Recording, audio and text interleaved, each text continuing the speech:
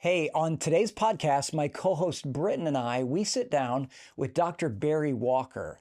Dr. Walker and his wife Tracy have a wonderful family, and they're sweet-spirited servants of our Lord. Dr. Walker is a criminal justice professor at the great Pensacola Christian College.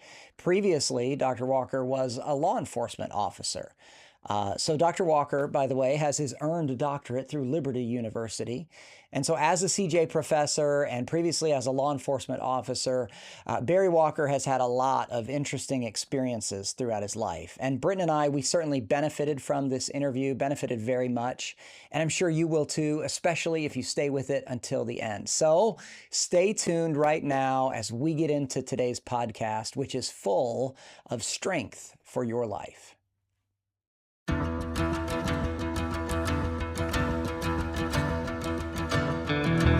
Welcome to the Strength for Life podcast with Pastor James C. Johnson, a ministry of NorthStone Baptist Church in Pensacola, Florida.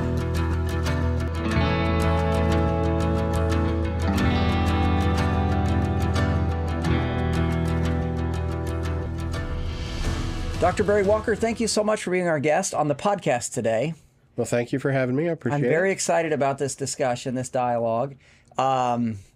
Dr. Walker, when did we first meet? You and I have been friends for a long time now. It's been, I think, 7 or 8 years. We met at the boys' 40-day challenge from Good News Ministries. Right. You came up to speak, and I was up there with a group of my students that were working the summer camp. So yeah. I think we went out to Subway one day and actually ran into the PCC singing group. That was one of the craziest things. Yeah, because we're out in the country, in the sticks, in the Hoosier State. Now, Britton is a Hoosier-born girl.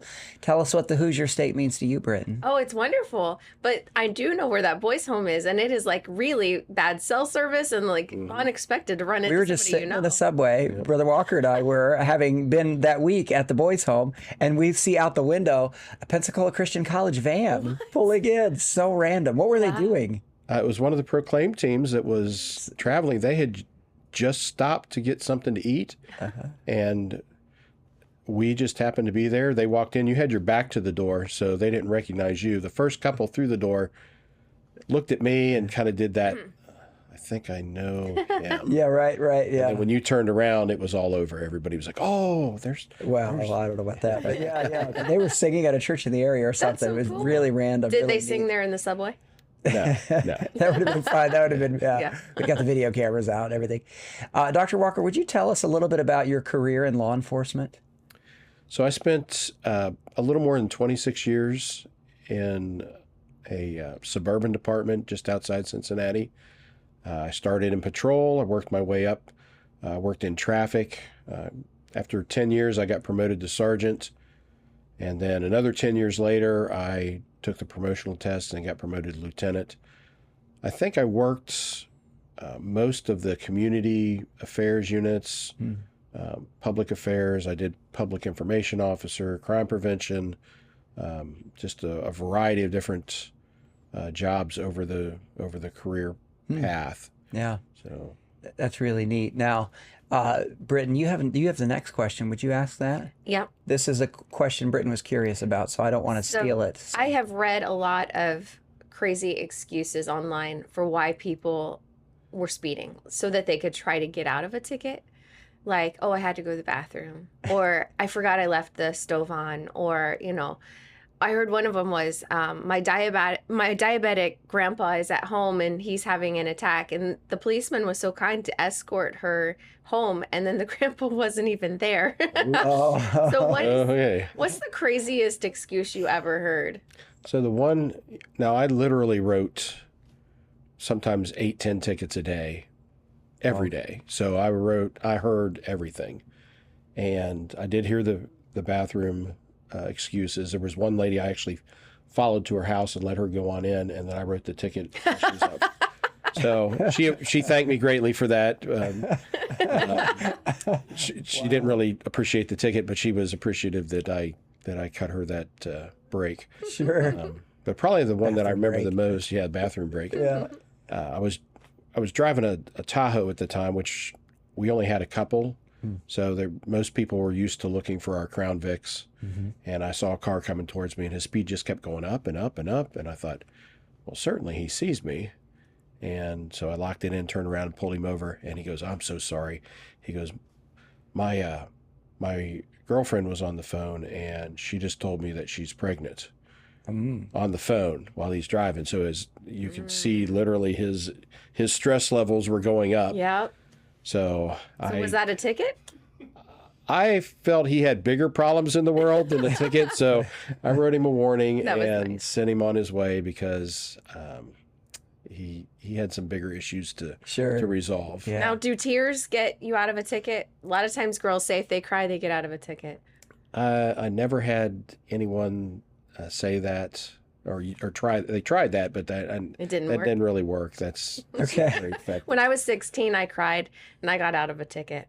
But it was my very first time being pulled over. And honestly, looking back, I could believe that was like a guardian angel because the wisdom he said to me was so valuable that I remember taking that and the grace he showed me because I did deserve a ticket. Yes. There was just a high school kid that had been driving and speeding and he died in that wreck.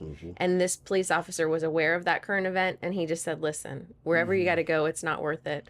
So that was a lot of grace shown to me. But I did have the tears and I did get out of the ticket. But that's the only time I ever cried.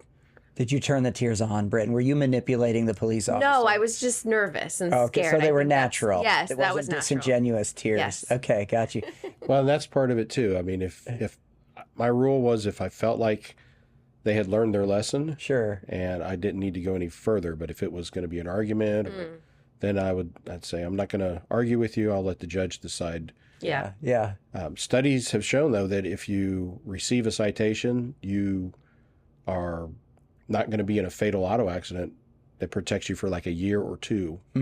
So Interesting. Yeah. So getting the ticket might save your life. Wow. That's a great way to say Did it. you do seatbelt tickets and stuff like that? We in the traffic unit, we covered whatever was there. So a lot of speed, stop sign, red light, things like that. Seatbelt tickets in Ohio are secondary, so you have to stop them for something else. And I generally didn't write a lot of seatbelt tickets because I felt that was kind of, I just wrote you a speeding ticket. Now I'm going to add another ticket. Sure. Right. I know one time we were in Indiana, James, do you remember? I had my seatbelt on, but I had it tucked under. Oh, yeah. Because of my height, it just cuts into my neck. And so I had it under my arm. And they gave me a ticket for that. Yeah, I remember that. In Indiana, they were really tough. Well, and here's the thing, like the seatbelt laws in most states is somewhat new. I mean, it happened in my lifetime. When I was a young driver, it wasn't the law to wear a seatbelt. It was optional. Yeah, you're just crawling around the back. People don't even remember those days. Yeah. Yeah, but yeah. Well, if you take the Gen Zs and the millennials and ask them about seatbelts, they almost all wear seatbelts. Sure. It's like driving on the right side of the road. Yeah. But don't you think also it's all the annoying buzzing and beeping that the new cars today do to make you put that seatbelt on? Well, I think that's maybe why they're trained to do it. I'll tell you a little secret. There's ways to bypass. Yeah. I need to figure out those ways. We will do a DIY of how to disable that. Yes. Here, and we'll link it to this podcast. I don't know if that's a good ethical. Right. Yeah. You're not but recommending that. Not recommending it, but Yes, Chris Upmanis is off camera here. Chris and I both have Toyota Tacoma, similar year. But Chris, I don't know if you'd agree, the buzzer is so annoying in our trucks. I want to rip it out. Right. Yes, he said he wants to rip it out. Oh, they're extra annoying. I've borrowed other people's cars with much less annoying alerts that are just friendly reminders. But anyways, Dr. Walker, Britton, it has a petite little foot, but it is a heavy foot. Okay, So I'm glad we're having this discussion so that It's some of these true. things can be a It's reminder. true. I'm to buzzing her. around, always doing something. Zipping around town, Yeah. yes. So that many tickets in a day, you probably spent a lot of time in court. Could you tell us about some of that? Did you have to spend a lot of time in court? court was always unique because you never knew what they were coming in with. And sometimes they came in. I had one gentleman that once he got called up there, he went up and apologized to the judge and said, I came in here with a selfish attitude. I was going to fight this, but I've seen everything that's gone in front of me, and I just want to change my my plea to guilty. Wow. And so it was a learning experience for him. And that was always our goal, is when they left there, they had learned something. So had some of them that fought. I had one lady that just argued over the ticket that I'd written, and she just couldn't understand. She'd passed in an intersection, and you're not allowed to pass in an intersection. But in Ohio, the law says you're not allowed to pass another car upon the approach or traversing an intersection. She didn't know what the word traversing was. So I'm on the stand saying you did this, and she's on the stand arguing, and the judge was brilliant legal mind, but he picked up on the fact that she didn't know what I was saying. So he defined the word for her, and then she goes, "Oh yeah, I did that." So it was like, once you say I did that on the stand, you're in trouble. Okay, we're done here. Did people ever win? Did they ever fight it and then get out of the ticket in the court? You might see the judge reduce the fines, okay, or something along those lines. But generally, if we brought a ticket in, it was pretty solid. Okay, yeah. How did the Lord bring you to Pensacola Christian College to be a professor there? So my kids were attending, and I came down, and John Heckel, who was oh yeah, he's a shared friend of ours. He's a friend of our church. So he was down, and he sat me down and said, "You need to pray about coming down here. We need some good Christian men." And I'm like, "Okay, I'll pray about it." And I started praying about it, and the doors just opened, and I had enough time, and I was old enough to retire. And so I talked to my pastor, and he thought it was a good idea. And I talked to my bosses at the police department, and they said, "Well, that's a perfect, you get to do," because at the time I was teaching at the police academies, University of Cincinnati, a couple other places. And I was doing Master's Club and things like that, doing a lot of work with the church. I was a deacon at the church. It's good ministry stuff, yeah. So, the chief said, "You're going to be able to take all that stuff and put it all together in one place." So I put in the application, came down for the interview, fell in love with the people down here. Dr. Marion and her husband were kind of our guides for those couple days when we were down here, and such a gracious lady. Just love her to death. Yes. And they're sweet people. Her spirit really was getting me over that. And then in let's see, it was an evening service, I think. We came down, and we were here for a Sunday. They were preaching through Psalm 145, and they came across a verse, and it was read as just part of the text. It wasn't what he was preaching on, but it said you should praise, the one generation should praise and raise up to the other generation, should basically lead on. And I thought, well, that's what I should do then. So it just popped out, and I thought, okay, that's my answer. It's the voice of the Lord right then and there. That's awesome. So it's only happened a couple of times in my life where it's been like knocking me on the forehead. Hello, here's what I want, what I don't want. So that was one time. Yeah. How many years now have you been teaching at the college? This will be my 10th. Okay. Wow. Good. And a couple years ago, you got your doctorate. I did, yes. Yes, at Liberty University, I think, right? Yes, Liberty University. What was your thesis in? You told me when you were doing it, but I don't remember now. It was Tarday's imitation theory on the impact of FEMA training. What? So, can you expound just in brief on that? Like, that's something too high for me, it sounds like. Well, we spent probably more time trying to figure out the title than I did on any other part of the paper. They spend a lot of time at the doctrinal level writing big, long, fancy names for things. So it's basically, the concept was, is FEMA training effective when you have to put it into action, or do people just imitate other people? So are the instructors imitating each other and really don't know the topic? And then when the officers get in the field, do they feel like they had what they needed? And I thought I did a good job on the research and coming to the conclusion, because it was opposite of what I thought. And what does FEMA stand for? Federal Emergency Management Agency. Okay. I was going to say, you might have to explain that title like we're 5 years old. Yeah, right. So FEMA is the federal agency that if a hurricane struck and the local area couldn't handle it, they go up to the state emergency management and say, hey, we need resources. And then if they can't handle it, then FEMA comes in. Yeah. And FEMA really is a lot of funding. That when they come on board, they got a lot of funding and things like that. But to get the funding, you have to have the training. So yeah, and this is when like emergency operations centers and things like that come into play. Okay, neat. So, what classes are you teaching this semester at the college? Theory of patrol. So talking about how police officers have changed their patrolling techniques over the generations, and different theories on what solves crime.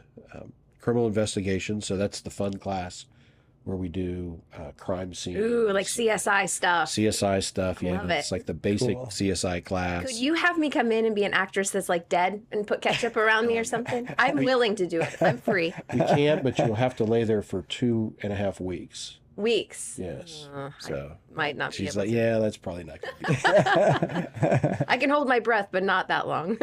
I'm teaching a security class, so this is my first year teaching that. Their project is to take their home church and apply the different security theories, like crime prevention through environmental design and some of these other theories, and apply them to their church and see if there's a way that they can offer something back to their church in ways of how they can make things more secure for their churches.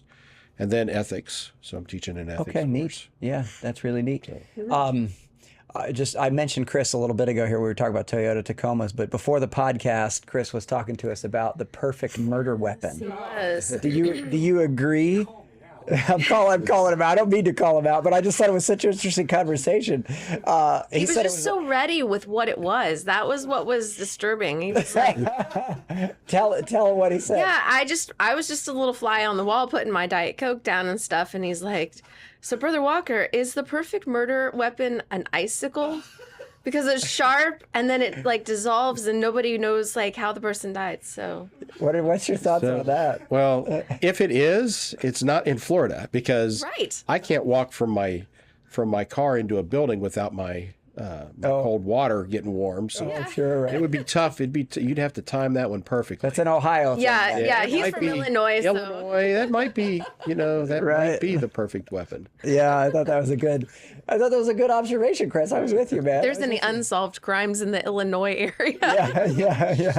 Yeah, right. Illinois State Police are going to be down here.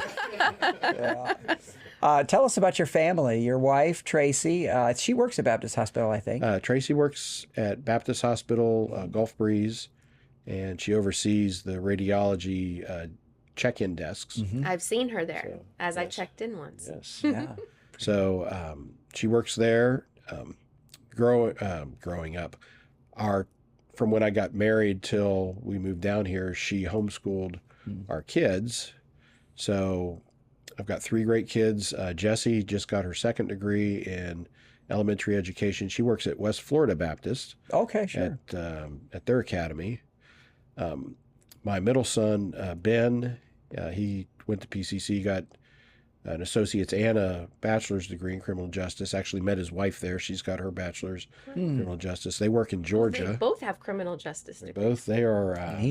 That's very common in the CJ program. We see a lot of couples come through. Neat. He's working a street crimes unit, has a canine that searches out drugs and. Neat. Okay. And she works. She splits her time between patrol and doing online sex crimes against children. Okay. So she's the one that when these known pornographic images get passed around the internet and they hit certain IP addresses, then she gets the list and she starts the investigation. She builds these big case files, Wow. and then Ben and his group go serve the search warrant. So it's kind They of work a together. tag team. Okay, good. Wow. So they've had even in the little kind of rural county that they work in, it's just prolific the amount of child exploitation and human trafficking that's going on. It's just it's crazy. Brother Walker, as a police officer, there's a lot of long hours. There's a lot of things like you just mentioned that are stressful, and you have to, process it right? Before you take it home at night, you have to detox from that. Right. So how would you explain the family of a police officer, the wife, Like the the sacrifice. sacrifice that the wife makes? Can you kind of explain how different it is in a police officer's home with the children and specifically the wife and the sacrifices? So the average citizen is exposed to around 2 or 3 critical incidences in their lifetime. So something that's would be traumatic enough to cause issues. Police officers, it's about 800. So Wow. it's a lot more just garbage. So you have to have some mechanisms. Now for my family, it became my venting time with them when I would sit down with Tracy and kind of, because she has a similar personality. She enjoys hearing the stories. So she would be able to handle that. Now, some wives, they can't, and the husband has to recognize that and find some other outlet for that. But it's a lot of dark humor and a lot of taking the opportunities when you can to do things. So we took vacations a lot of times because they were homeschooled. We would take vacations in October and November because that's the low volume time for police work.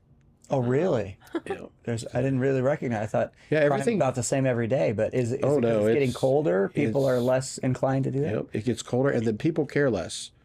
Well, that just debunks the whole icicle thing then, because that's when the icicles would be formed the most. Yes, so that may be a December, downside January. Yeah. to that.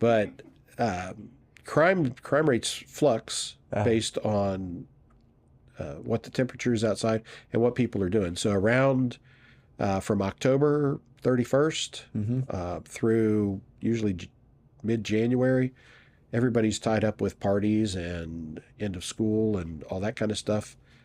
They might see something they want to complain about, but they won't call the police. Interesting. Okay. Now, you were talking to us about your kids, and I think you mentioned your oldest and your middle is Ben. Right. And your youngest then? Zach is, he's, I think, 25 now. He's getting Wow. Okay. So you have all adult children. all adult children. Wow. What is that? He's married. He's a pipe fitter Okay. up in Kentucky. Him and his wife live up in Kentucky, and all 3 of my kids, I couldn't be happier. They're all 3 in good churches, Amen. serving. So, people are like, "Are your kids successful?" And I say, "Absolutely," because they're in churches. Yeah, amen. They're Yeah. doing something. I've never had any. I mean, obviously you have issues with kids. You've always got something going on, but nothing that was something that was way out of the norm. They were always there, and we worked through the issues.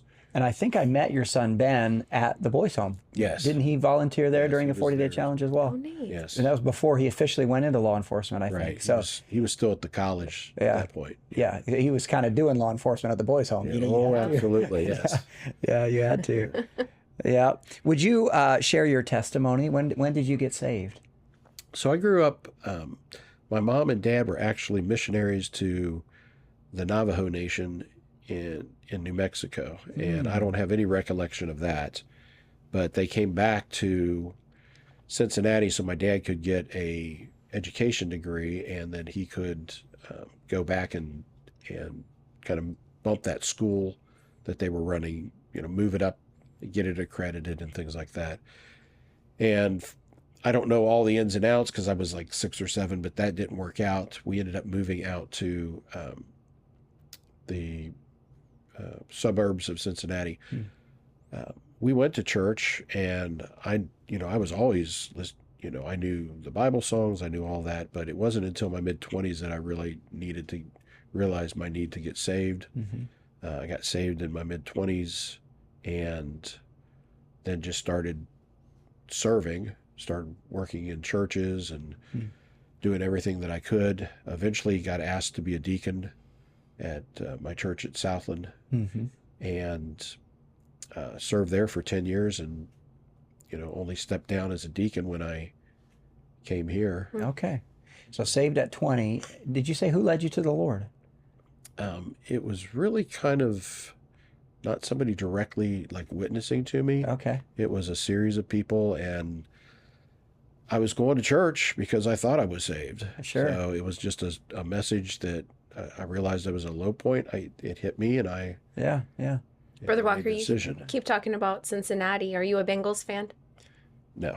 No. My aunt and uncle are season ticket holders. They have been for a long, long time. Yeah, that's I true. was never into the team sports. We had the Reds. I would go every once in a while down to a Reds game because you could get them pretty cheap. Yeah, you took Mark to a Reds So- game. Yeah. That was it Pete Rose? Did he play for the Yep. Reds? Pete B- Rose, back in the Johnny day? Bench. Yeah. I was around for the Big Red Machine. Okay. Yeah. So Interesting. Yeah. I was younger then, but that was an interesting time. So what's your take on Pete Rose as far as wasn't he the one involved in the scandal of gambling and that kind of stuff? You got any position, any thoughts I on don't that? really have a position or a thought he's on that. guilty? I don't. Do you think he's guilty? No. You're criminal justice. You have to Yeah, have a position. Was he guilty? Yeah, I think he denied it pretty hardcore for a while. I don't know if he ever confessed to it or not, but I don't know. Tracy has some stories. I guess at one point she dated the younger, his son. Wait, what? So okay. So her last name Tracy. could have been Rose. yeah. All right. Tracy. Walker's a cool last Wow. name too, though. Walker's a good last name. Yeah. Yeah. All right. Well, tell us now. When this podcast is published, we will be just days away from the presidential election. So, what? You have any predictions about what's going to happen? I am terrible at predictions because usually when I pick something, the opposite happens. So Oh, boy. I've never had any luck. So I'm not throwing anything out there. All right. Because I don't want somebody coming back going, "You're the reason." Oh, sure. Right. I do think that when you look at the numbers, you can see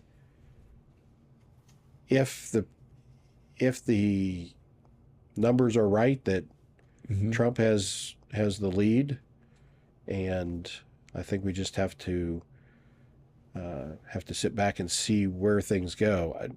We oftentimes say, well, this is going to happen or that's going to happen, but really, ultimately, God has control of who's leading us. So I think the better question, in my mind, the question I ask myself is, who do we deserve? What's this country deserve right now? Yeah. And I don't know if we're in a position. I was post 9/11. I thought, okay, here we go. We're going to ramp this up, but we kind of went the wrong direction with why we were who we were. We didn't turn back to Christ as much as we should. Very shortly thereafter, you probably remember that right after the terrorist attacks, I mean, churches were packed. I do remember. Our Yeah. Wednesday night services, we had people attending. I mean, it was, and then it just it went into almost like this nationalism and this other thing that isn't following Christ. It's following men or ideas. So What do you think? Somebody told me that there's 90 million evangelicals in the United States of America, and there's probably 30,000 of them that are just not going to vote. What would you say to I should say 30 million of them that are not going to vote? What would you say to the 30 million people that are not voting? Would you tell them to vote, or would you say, don't worry about it, or what do you think? No, I think so God has his sovereign will and his desires, and he knows what's going to come out, but he also gave us directions on what we're supposed to do, and being part of government is our duty. So Yes. this goes back to ethical decisions, and we don't look at the outcome. We look at what our duty is, and our duty is to follow the Bible, and the Bible tells us we should be engaged, and we should be trying to influence our community. Sometimes that's going out and handing out gospel tracts. Sometimes it's praying. Sometimes it's voting for the person that is as close to our biblical standards as we can get. Sure. I put out a video a couple weeks ago about why Christians should vote. I don't think there's any undecided voters. I think most of us know, are we going to either vote for Kamala or for President Trump? but people are deciding to vote or not. And some of my critics of that video said stuff like, well, the Bible doesn't say go vote anywhere. And I think they're probably right, best as I can tell, because they were under the rule of Nero. It was an autocracy. What I'm trying to say now is if we don't go vote, that's where we're headed. Like we got to steward well the privilege to vote in our constitutional republic. I get aggravated when people say, well, show me a verse. We use verses to learn about God and to get to the point where we can discern his will. He's not going to have a verse for every single situation. He's going to give us precepts and concepts and ideas. And if you get into the word strongly enough, you will get to the point where you can look at something and you go, well, I think I know where God would go with exactly. this. Yes, exactly. So to say, well, there's no verse about that. Okay, well, there's no verse that says drive on the right side of the road. I'm pretty sure you do it. Right, yes, exactly. Yeah, no verse about an automobile, but you steward that well. You should steward your automobile well, and you should steward your right to vote well. Well, there is a verse about the automobile. Yeah, the one accord. The one accord. Yeah.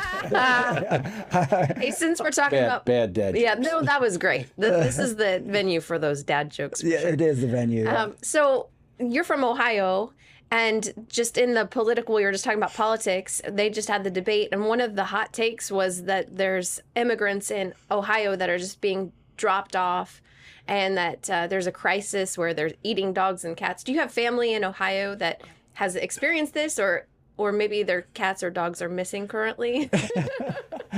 So Springfield, Ohio was actually, my mother considered living there for a while. It's a small town. It's probably, I would kind of equate it to Pensacola, just kind of it's not a big city. It's not Columbus or Cincinnati, but there's a pretty good population there. Mm-hmm. And having a group come in, and when they bring groups in and drop them off in large areas, and they create their own subculture. Yes. It creates conflict. Yes. And it's tragic. Mm-hmm. I don't know what the solution is. It's not fair to either group. Right. Yeah. And the government's decided that they're going to bring in, I think I saw somebody say that it's 5% of the population from Haiti has been brought into the United States. Mm-hmm. Now I had Haitian. That's a lot. That's a lot. Yeah. I had a Haitian student, and she was very intelligent, and we had a lot of really good conversations about her country and the differences. And I think we forget when we go outside the United States that Christianity is not reflected like it is here. We are deeply rooted in tradition. We are deeply rooted in the Bible. Other Christianity outside the United States seems to be a little more shallow in some areas. Sure. And also, you just don't have the influence. Mm-hmm. So like work ethic is down in the United States. Why is that? Well, why was work ethic up? Because we had a Christian work ethic. Mm-hmm. Mm-hmm. So yes. I think I've not had anybody call me and say I'm missing any pets, but well, that's good. But I have talked to people from Haiti and know that Christianity there, the truly deeply ingrained Christians, are such a minority that it's almost first century. Mm. Really? They're meeting in small groups, and they're just basically trying to do what God says, but they don't have any hope to control the government, for instance. Okay. Yeah. I know Vivek Ramaswamy is going to be doing a town hall, which at the time that this is produced, it will have already happened. So he's going to Springfield to talk to these people and try to address the concerns and just put it out there, because the other side is just it's mocking the fact that this is happening and that there truly are animals that are, being used for voodoo and for food out Yeah, of desperation. you believe that? Yeah. Absolutely. Now, what do you think the government's angle is for basically having an open southern border? I mean, why? And then they're dispersing them all across the country. Right now, we're talking about in Ohio. What do you think the angle is on that? Well, I don't. Part of my doctoral studies was international terrorism, and then I had another class on international criminal organizations, and both of them shared this a communist influence. So when you have a communist mentality, you don't see countries any different than we would see cities or counties. It's there's no sovereignty to them. So their goal is to establish a one world government. We know in Revelation and other books of the Bible that's going to be what occurs in the end. So it doesn't surprise me that we're heading that way. The influence of the cartels coming across the border now and establishing their operations in our major cities. I mean, they're flying people into our major airports just to conduct criminal activity and then flying back. And even Atlanta airport. So we're not talking about border towns. We may have shot ourselves in the foot a little bit because we had a border crisis, and then we started shipping people across the country to make other people feel the pain that Texas and those border states were feeling. And I don't know if that gave someone the idea to do it or if it was part of their plan anyways, but then they started bringing people in and dropping them in random places. Dispersing them across the country. So do we isolate it to the border and it's a lot of issues there? Do we spread it across the United States? It's a hard issue to resolve. Yeah, and if I do have issues with President Trump on abortion and some other things I wish he was stronger on, but one thing he is strong on is the border, and I do think he's going to make America safe again. Do you think that part of the angle of just open borders is for voters? The Democratic Party thinks that the illegals are going to vote for them, and somehow they're going to facilitate illegal voting. You're not a citizen, but you can vote. I mean, is that legitimate? Is that what they're doing? I think that is a piece of it. But there's other things we have to consider, like law enforcement's having a hard time filling empty positions. Right. I've heard that. There are some big cities that are actually hiring in people that are here on an immigration status. They're here illegally, but they are being considered for these positions, or they're not U.S. citizens, so they bring in different standards. So I can tell you that I think there's going to come a point where the ones that came in and got all this stuff for free and it's starting to dry up, they might change their vote. Maybe that's the way we need to pray, that if they do get voting rights, that they vote Republican. Yeah, right. Right. That's good. You mentioned you teach ethics this semester. Can you talk to us a little bit about like situational ethics and how you address that with the students? So we start off with a Christian ethics book, and then every other week we switch back and forth. There's a police ethics book we use for even weeks and a Christian ethics book we use for odd weeks because there's no Christian police ethics book. Maybe that's your calling. Maybe that's what you're going to do. Yeah, I don't know that anybody buy anything that I read. So we start off with Christian worldview and defining that.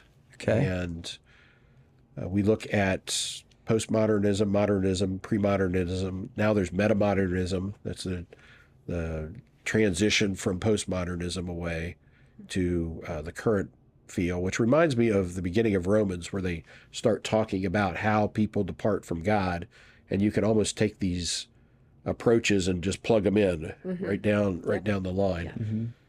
We talk about the various philosophies. So there's really two camps. There's teleological, that's the belief that you should base it on the outcome. And then there's deontological, which is follow the rules. So obviously as absolutists, as deontological, we follow the Bible. So we've got a guideline, we follow that, and then we don't worry about the outcome. That really puts some of the students at ease, because I'm not worried about what happens in the end. I'm worried about, did I do my duty properly? So did I present the gospel? My job is not to get them saved. My job is to present the gospel. Sure. So living a lifestyle like that is really kind of freeing up. So situational ethics is one of those models where we're trying to influence the outcome. So we're guessing what should happen. So we have a situation, this is what we should do. Well, what if it breaks the rule? Well, we got to break the rule to make this outcome. The problem is we don't know what the outcome is going to be, and it can collapse on us. Yeah. So, and there's a whole bunch of isms. Situational ism is one that you see Christians fall back into because they're looking at what's going to happen. There's another one that says the only rule is love. Everything you do should be about love. And I challenge the students. I'm like, have you ever heard that before? And people are like, I went to a church one time where they had it big up on the wall. Well, yeah, love's important. God is love, but God's some other things too. Yes, holy. Yeah. Right. So that's not the only rule. But if you make it the only rule, then, and now you're trying to influence things, you run into problems. Legalism is the inverse of that, and that's where you love just the rules. So you maybe you need a little grace, but nope, can't do it. Yeah, right. That's a good balance for a police officer to have, truly.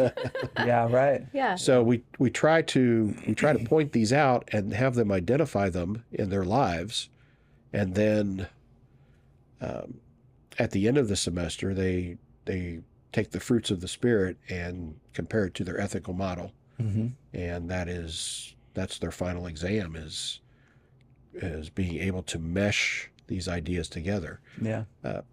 Pastor Redland just last week talked about how many people believe the Bible but live as atheists because they don't apply things properly, and it's the same idea.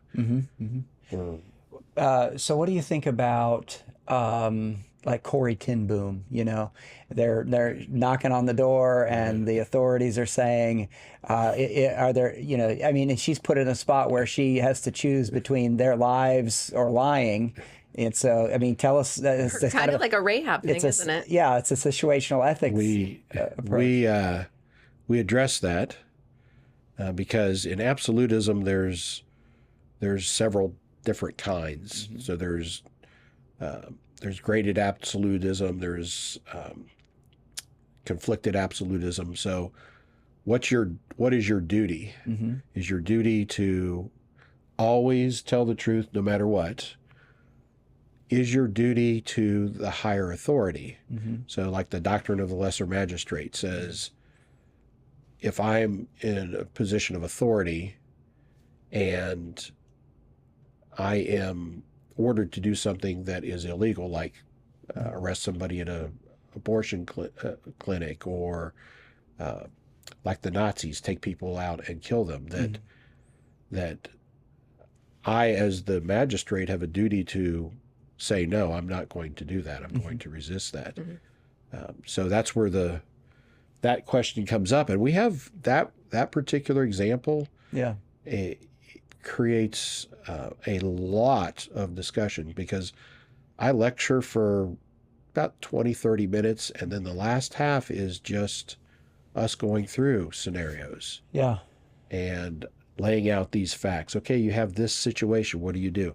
Doing the lifeboat drill, where we say, okay, you've got a lifeboat, you got space for 8 people, you got 12 people. Here's a list of who they are. Which ones do you pick? Yeah.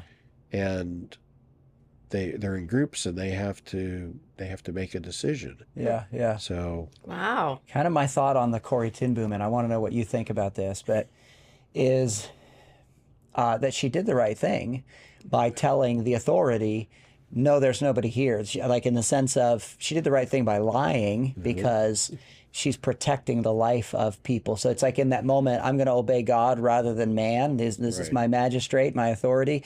But God doesn't want you people to murder these people. Right. And so it's kind of like, I'm going to obey God rather than man. So I think it's one of those exception type of deals. But I heard this too. I thought this was interesting. And I have my Bible open here to the Ten Commandments.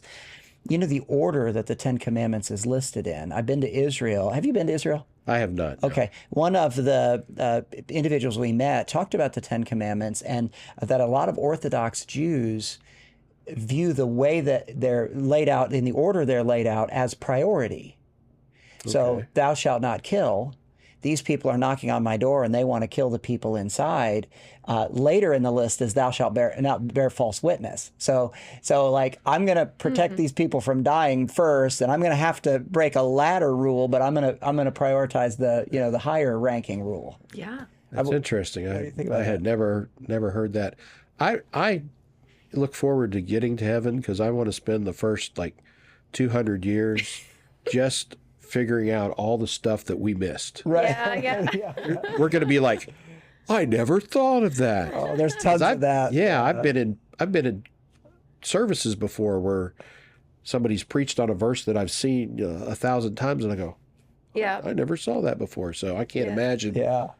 Yeah, and we've got to let you go pretty soon. But we want to rattle through some kind of fun questions here for you. Can I ask the next question? Please, I'm dear. just dying to know. Yes. So there's such a stereotype with police officers and donuts. There are many donut places.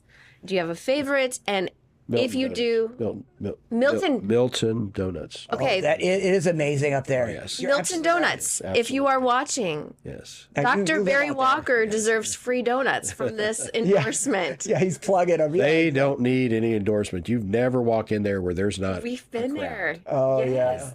And the donuts are great. I went in there one time to get some donuts so Tracy could take them for her employees. Yeah. And the girl came out and she's like, "Ow!" She's like, "I burnt my fingers." I'm like, "On what?" She goes, "These just were made." Yes.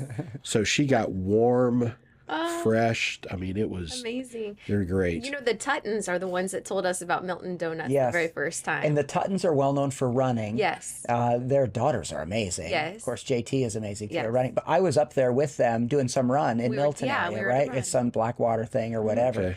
And then they told us about Yeah. that. And after I ran, I did not feel guilty about eating donuts. Like, go for it. You earned it. Yeah. So, Very yeah. Yeah. What about not donut place, but just a restaurant in general in Pensacola that's like you and Tracy's favorite spot to go? So we have a story. I always say, have I ever told you about the best fish sandwich I ever had? And she gets so tired of that. But we were down here visiting, and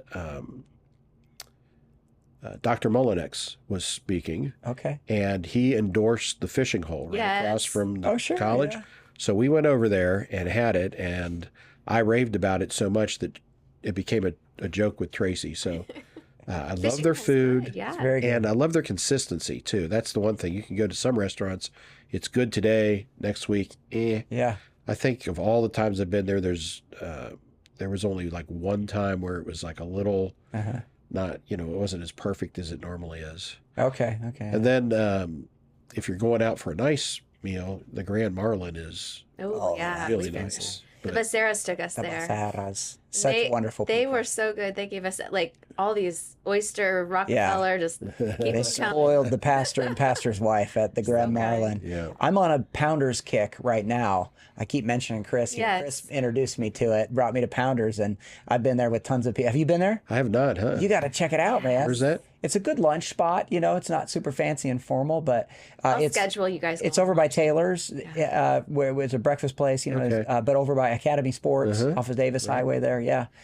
This episode of Strength for Life is sponsored by Pounders on Davis Highway. It's not really, but they gave me a shirt, because I'm in there so much and stuff, low key. So I rep for Pounders. I love it. But it's like a Hawaiian grill, so you. Oh, can I was in there. I didn't realize they had just opened. Okay, yeah. Where a barbecue place used to be. Yeah. Barbecue place. And So I love it. I'm okay with their food, but I'm a little disappointed that we lost the barbecue place. Oh, yeah. Oh yeah, yeah, right. What about a vacation spot, like a spot maybe you and Tracy haven't gone yet, or maybe a bucket list spot to travel to? I don't know that we have any bucket list spots. We are both fans of the mountains, Okay. the Smoky Mountains. My dad actually, I went up and saw him this past summer for a couple of days. He's got a nice cabin that is set up on a hillside in North Carolina that looks out into the mountains. Wow, beautiful. And I measured it out. You can see 25 miles, Oh. and it's just How did beautiful. you measure it out? Is there an Google app? Earth. Oh, You wow. can do everything on that. All Yeah. right. Okay. Yeah. But A big old tape measure. He's out yeah. there for 25 miles. That's a good question, Brett. I was wondering. Yeah. just I love the Smoky Mountains. It's just it's just a great That's place. cool. And the Lord spoke it into existence.